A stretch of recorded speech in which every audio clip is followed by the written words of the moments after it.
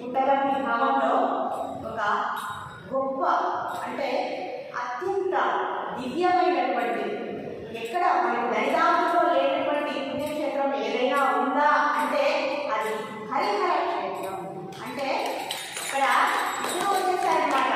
మనకు హరి అంటే విష్ణువు ఒక దగ్గర ఉంటారు, అలాగే శివుడు ఒక దగ్గర ఉంటారు. కానీ వారిద్దరూ కలిసి ఈ మహాపుణ్యక్షేత్రంలో ఇక్కడ మనందరి కోసం వెళ్తారు. మనం ముందుగా చెప్పుకున్నామండి, ఏడుకొండల వాడిని దర్శించాలంటే 7 కొండలు ఎక్కి వెళ్ళాలి. కానీ మనకందరికీ కష్టం అనిపిస్తుంది కదండి.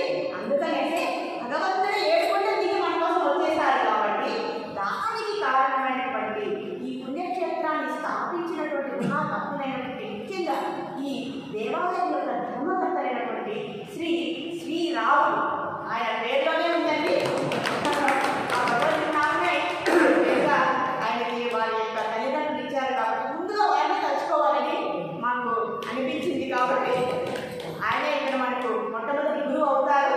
కాబట్టి ఆయన ముఖ్యంగా సాయి గారికి, సాయి యొక్క సతీమణి గారికి వారు చేసినటువంటి ఆ సేవ ఏదైతే ఉందో అది మనము ఊహించలేనటువంటి ఆ గొప్ప కష్టాలతో ఉన్నటువంటి ఆ సేవను మనందరూ గుర్తించి ముందుగా వారందరికీ కూడా హృదయపూర్వక ధన్యవాదాలు చెప్పాలని మనందరూ ప్రార్థిస్తాం. అలాగే భగవంతుని ప్రార్థిస్తాం. వారు ఆరోగ్యాలతో చక్కగా ఉండాలి, ఇంకా ఇలా గొప్ప గొప్ప సేవలు చేయాలని ముందుగా తెలుపుకుంటూ, అలాగే ఈ పుణ్యక్షేత్రం ఇక్కడ తెలిసింది కాబట్టి ఇందుకు అనుకూలించినటువంటి ఇందుకు సేవ చేసినటువంటి వారి భక్తులందరికీ కూడా మనం కృతజ్ఞతలు తెలియజేయాలి. అలాగే మనము గురువుని మొట్టమొదట ధ్యానించడం మన యొక్క శాస్త్ర సంప్రదాయం కాబట్టి గురవే చంద్రాయ రాధికాయ తదాలయే కృష్ణాయ కృష్ణభక్తాయ తద్భక్తాయ నమో నమః వాచారూపేస్య కృపాసింధుపేవ చ పంతానాం పావనేభ్యో వైష్ణవేభ్యో నమో నమః. ఆచార్య గురు పరంపర అందరికీ కూడా మనం ప్రార్థిస్తూ ముందుగా తత్వజ్ఞానాన్ని తెలుసుకునే ముందు మనం అందరి కృపను పొందాలి. వారి యొక్క కృపతోనే ఈ భగవద్జ్ఞానాన్ని మనం అర్థం చేసుకోగలమని మనం భావిస్తూ వారి యొక్క పాద పద్మాలందరికీ కూడా మనం నమస్కారం చేసుకుంటూ ఓం నమో వెంకటేశాయ అని మనము తలుచుకోవాలి. ఇక్కడ మనకు చెప్తున్నారండి. ఇక్కడ ఇంకొక గొప్ప శుభవార్త ఏంటంటే మనము మొట్టమొదటిగా ఇక్కడ అన్నదాన మహోత్సవాన్ని గత వేస్తవారం నుంచి అన్నదానం గురించి విశిష్టత గురించి మనందరూ తెలుసుకున్నామండి. మరి ఆ పుణ్య కార్యక్రమ దానాలన్నింటిలో వెళ్ళ గొప్పదానం ఏదయ్యా అంటే అన్నదానం మనందరికీ బాగా అద్భుతమైంది. అన్నా దురంతి భూతాన్ని పర్జన్యాలన్న సంభవ అంటారు. మరి ఇంకా ఏమన్నా యజ్ఞ గౌరి పర్జన్యో యజ్ఞ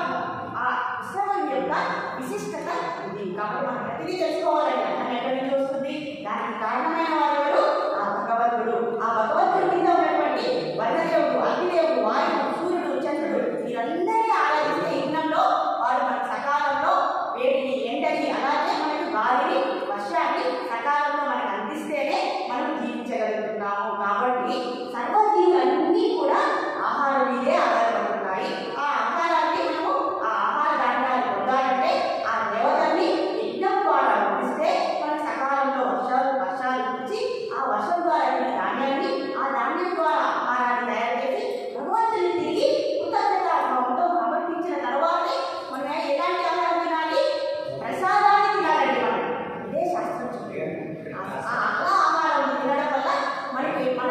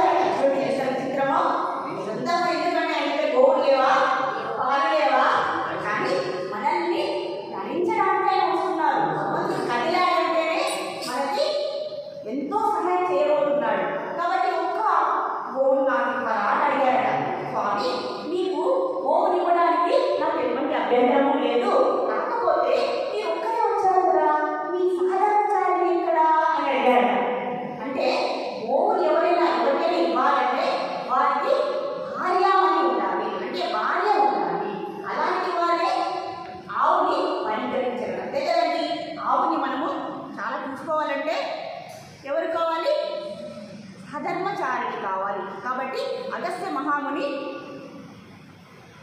మీ దగ్గర ఇప్పుడు మీ భార్యామణి లేరు కాబట్టి మీరు ఇంకొక రోజు మీ భార్యామణిని తీసుకొని మా ఆశ్రమానికి వస్తే నేను మీకు గోవుని తప్పకుండా ఇస్తాను అని చెప్పారట. సరే, శ్రీనివాసుడు ఏం చేశారు? ఎందుకంటే వేదశాస్త్రాలన్నీ అలాంటి చెప్తున్నాయి కదండి, కాబట్టి సరే నేను కూడా ఈ వైదిక శాస్త్ర నియమాలు నేను కూడా పాటించాలి కాబట్టి ఈసారి నేను తప్పకుండా నా భార్యతో తిరిగి వస్తాను అని చెప్పాను. మరి వినాలండి కథ, మనకి బయట పని చేయకుండా పర్వాలేదు. కాబట్టి ఈసారి ఏం చేశారంటే చూడండి, శ్రీనివాసుడు ఏం పని చేశారు చూడండి. ఆయన ఏదో ఒక లీల చేస్తారు కదా, కొంటే కృష్ణయ్య కదా ఆయన ఏం చేశారంటే ఎప్పుడైతే అగస్త్య మహర్షి ఆయన ఆశ్రమంలో లేరో ఆ సమయాన్ని చూసుకొని పద్మావతి దేవితో సహా ఆ అగస్త్యముని ఆశ్రమానికి వచ్చారట. చూడండి, అగస్త్య మహాముని లేనప్పుడు వచ్చారట. ఎందుకు వచ్చారని మనకు తెలుస్తుంది. వచ్చారట, అప్పుడు ఆశ్రమంలో ఆయన యొక్క శిష్యులు ఉన్నారట. ఒక శిష్యుడిని మాట్లాడారట, అయ్యా నేను శ్రీనివాసుని మీ గురువుగారు నాకు ఒక గోవుని ఇస్తామన్నారు, సతీ సమేతంగా రమ్మన్నారు, భార్యతో సహా రమ్మన్నారు, కాబట్టి నేను నా భార్యను తీసుకుని వచ్చాను, ఇప్పుడైనా మీరు నాకు గోవుని ఇవ్వగలరా అన్నారట. అప్పుడు శిష్యుడు ఏం చేస్తాడండి, వాళ్ళ యొక్క గురువు లేకపోతే ఆవు ఇచ్చేస్తారా? గురువు ఆవు ఇస్తేనే శిష్యుడు పాలించాలి కదండి. కాబట్టి స్వామివారు మీరు ఏమీ అనుకోకండి, మా గురువుగారు ఆశ్రమంలో లేరు, ఆయన వచ్చిన తర్వాత మీరు గోవును తీసుకువెళ్ళగలరు, నేను మా గురువు యొక్క ఆదేశం లేనిదే ఎటువంటి పని చేయలేను అన్నారట. ఈసారి శ్రీనివాసుడికి చాలా కోపం వచ్చేసిందంటండి. ఏంటి, 2 సార్లు వచ్చాను ఇప్పటికే మీ ఆశ్రమానికి, ఒక్క గోవు కోసం నేను వస్తే నాకు ఇవ్వమంటారా అని ఆగ్రహంతో స్వామి ఏం చేశారు, సరే అనేసి 7 కొండల వైపు ఆయన చాలా గబగబా పరిగెత్తారట, నడుచుకుంటూ వెళ్ళారట. ఇంతలో అగస్త్య మహర్షి వచ్చేసారట ఆశ్రమానికి. రాగానే శిష్యుడు చెప్పారట, అయ్యా ఇలా జరిగింది, శ్రీనివాసుడు వచ్చారు అని చెప్పగానే అగస్త్య మహర్షి చాలా బాధ అయిపోయిందనమాట. ఇప్పటికే 2 సార్లు దేవాది దేవుని నేను రప్పించుకున్నాను అనేసి ఒక గోవుని తీసుకుని శిష్యులందరినీ వెంట పెట్టుకొని ఎక్కడైతే శ్రీనివాసుడు వెళ్తున్నారో ఆయన వెనక వీళ్ళందరూ కూడా పరిగెత్తారట. పరిగెత్తూ ఉండగా ఒక్క ప్రదేశంలో శ్రీనివాసుడు చాలా గబగబా నడుస్తూ ఉన్నాడట. అప్పుడు ఏమన్నారు, స్వామి గోవు ఇందా, స్వామి గోవు ఇందా, గోవు అంటే ఆవు, ఇందా అంటే ఇదిగో, స్వామి గోవు ఇందా అని పిలిచారు. కానీ స్వామి కొట్టుకోపోయే కదండి, అన్నీ తెలుసు, సర్వజ్ఞుడు ఆయన, అయినా కూడా ఆయన ఏం చేస్తున్నారు, నటిస్తున్నారు. విన్నట్లు పరిగెడుతూ ఉన్నారు, మీరు ఇంకా పరిగెడుతూ ఉన్నారు. మరి సరిగ్గా గట్టిగా వచ్చారట, అయ్యా స్వామి గోవిందా గోవిందా గోవిందా అనేటప్పటికీ అది గోవిందగా మారిపోయింది. అంతే కదండి, మనం విన్నాము. మరా మరా అని చూపించారు కదండి వాల్మీకి, ఏమైంది, మరా మరా మరా ఏమైంది, రామ అనేది. అలాగే గోవిందా గోవిందా గోవిందా స్వామి అనే లోపల గోవిందా అనే నామాన్ని ఉచ్చరించారట. వారికి అనుకోకుండానే స్వామి వారు ఏం చేశారు, ఆయన మాట వినకుండా ఆలయంలోనికి ప్రవేశించి ఆయన అదృష్టమైపోయారు. అంటే 7 కొండల వాడే గోవింద అనే నామాన్ని పిలిపించుకోవడానికి ఈ మొత్తం వీళ్ళని ఆయన ప్రదర్శించారు. కాబట్టి స్వామివారికి ఏం ఇష్టమైన పేరు, ఇష్టమైన పేరు అన్ని పేరుల్లో చెప్పాలి, గోవింద గోవింద గోవింద గోవింద. మరి ఆ నామానికి అర్థం ఉందండి. గో అంటే ఆవు, అంటే ఆవులకు ఆనందాన్ని ఇచ్చేవాడు గోపాలుడు.